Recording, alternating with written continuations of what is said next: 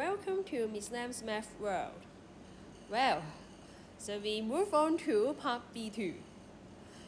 So from the previous results, we got the graph from part A, and also from part B1, right? And what's next? So now we know the value of t is 24. So that means we have to update the graph. So update the graph means we use the value t is equal to 24 to update all this and see if the graph is nice enough to be used. So t is 24, then we are able to update for q and r.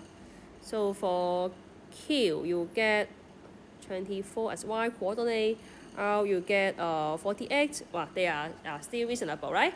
And for g, the value of the y coordinate is so 24 minus 126 divided by 24. We get 18 and 3/4. Oh no, this is not a reasonable graph. So we need to actually resketch it. After we have updated the graph, so we actually get all the coordinates required for part B2. So we need coordinates of O, coordinates of G. We actually use the improper fraction, which is better, right? So we also change that to 75 divided by 4. And we also need the coordinates of Q. Right? So we want to prove that they are collinear. The fastest way to prove that is to check if their slopes are equal.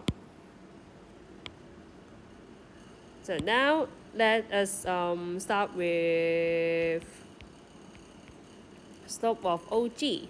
So slope of OG is 0, 0 here. 25, 75 divided by 4, you should get 3/4, right?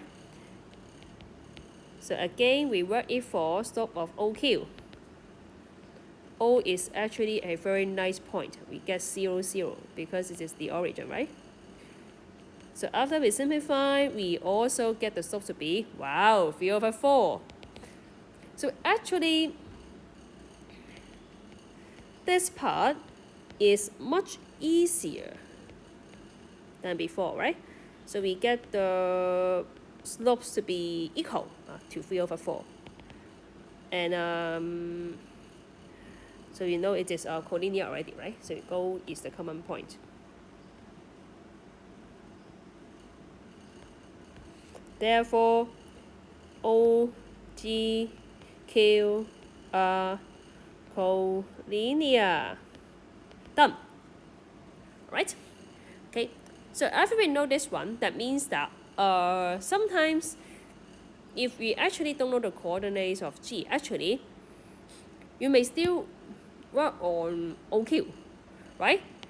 Because Q is given. O and Q are given, right? Given.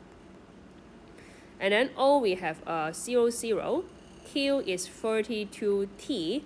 And t is also proved, that means given, to be 24, right?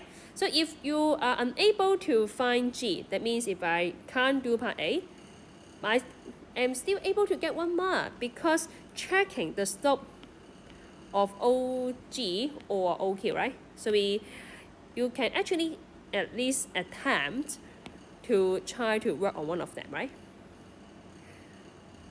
If you have enough time.